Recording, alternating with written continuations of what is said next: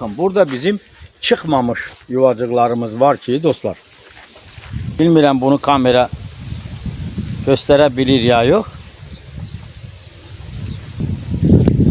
Yani ana arı bunun içerisinde artık hareket ediyor, terpenir. Ama biz bunu vermeyeceğiz.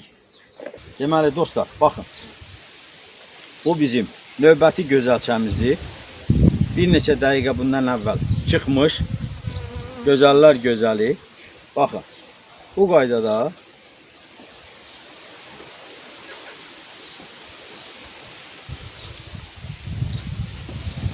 bakın, lap buna yerləşdirəcəm. Bu yuvacığın içərisinə.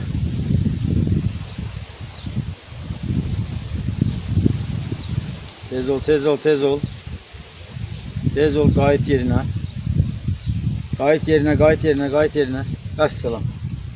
Getdin. Bu bunun qapağı. Hələlik.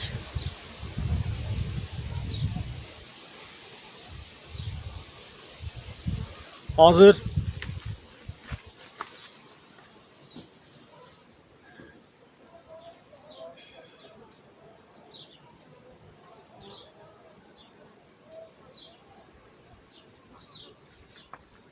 Görürsünüz dostlar, arılar narahatdır. Ana arıları mayalama uçuşundan qayıtmayıb. Hətta burada boş üsküylər, ana üsküylər də qurublar. Baxın.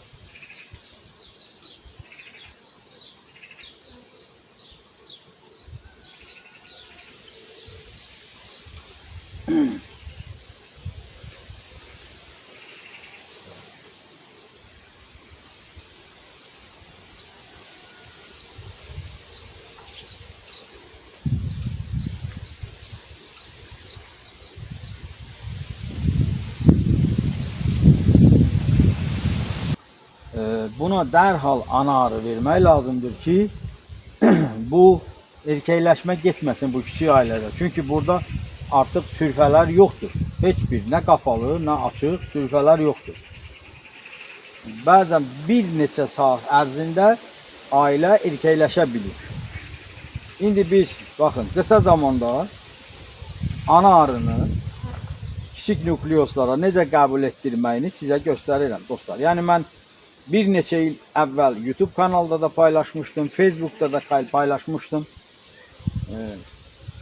Yəni bu heç bir yerdə görə bilmədiyiniz bir şeydir. Bu mənə məxsusdur dostlar. Yəni bu mənim öz fantaziyamdan irəli gəlmiş bir metoddur.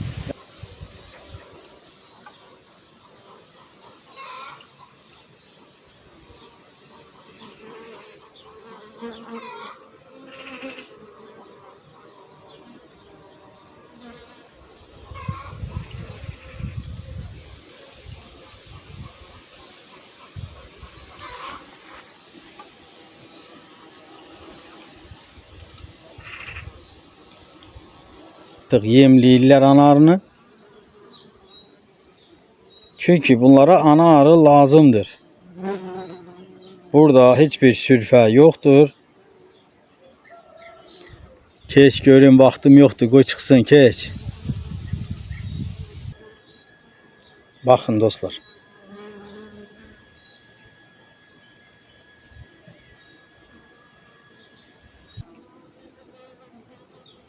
Vəssalam.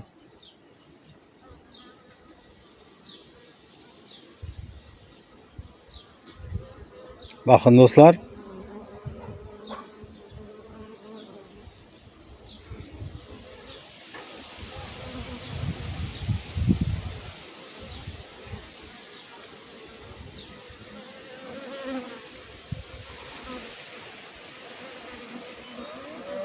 Təmiz deyirlər.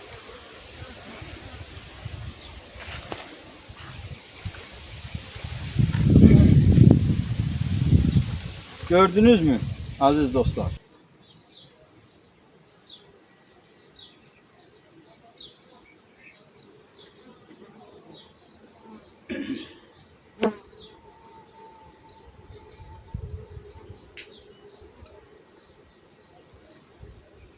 Bu da Teymur Əliyevin ana qəbul etdirmə metodu. Bu mənimdir, mənə məxsusdur. Bunu mən eləmişəm. Yəni heç kim Azərbaycanda və yaxud digər ölkələrdə bu fantaziyanı fikirləşmir dostlar. Bu mənim öz ağlıma, öz fantaziyamdan meydana gəlib ki, nə cür edim ki, bu ailəyə bu nukleosa, ana arını qısa zamanda qəbul etdirək. Yəni bunun gözünüzlə şahid oldunuz. Hə əziz dostlar, belə indi gedək digər ana yuvacıqlarımızı paylayaq. Çünki bir neçə dəqiqədən sonra artıq bunlar da çıxacaqlar. Odur ki, bax belə də eləmək lazım gəlir dostlar. Sağ olun, özünüzü qoruyun.